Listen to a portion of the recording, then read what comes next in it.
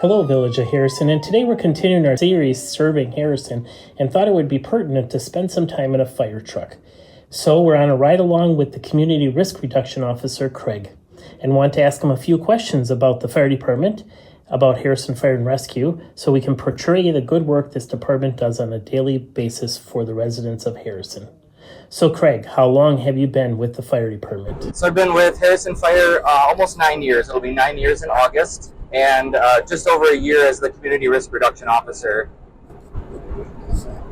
Can you tell us a little bit about what you do on a day-to-day basis?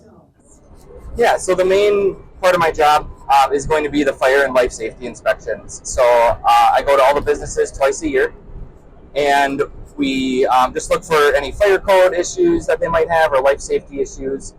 But that's only part of the job. So we respond to all of the calls during the day, fire and EMS.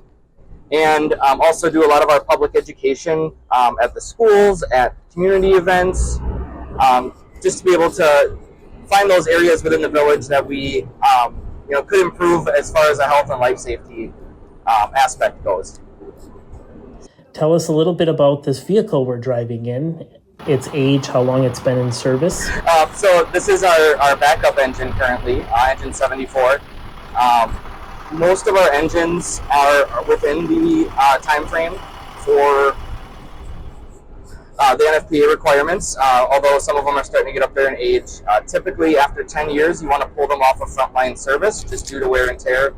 And then after 15 years, we want to try looking at removing those from service just to make sure that they're performing optimally for the citizens and for emergency calls. Can you tell us a little bit about the makeup of Harrison Fire and Rescue? Things like how many people there are and what kind of department it is. Yeah, so we're a combination department, which means that we have paid on-call and full-time employees. So we have our fire chief and our community risk reduction officer as full-time members, and then our full-time employees, and then our paid on-call members. For fire and EMS, we have around 70 members. Some of them are both fire and EMS, and then the majority are just fire, and then we have just EMS members as well. All who are paid on call. We carry pagers. A call comes out, they leave their work, their home, and come to the call. We've talked a lot about the new fire station. Can you give the residents a briefing on what kinds of things will have to be moved from the old 70 to the new one, and when you think you might be operational in that new station?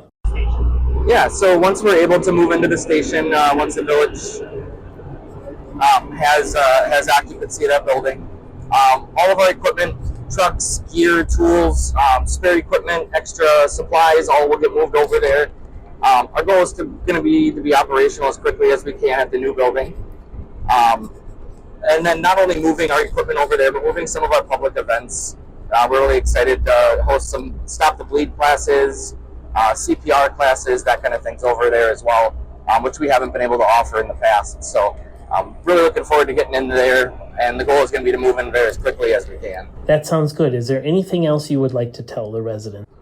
I would say as far as risk reduction goes within the village, we're really open as a department, a lot of our members. So if you do have questions about things that we've run into in the past,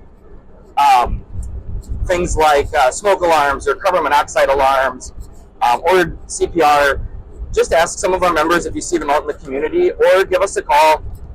We're happy to come out and do like home assessments and do different things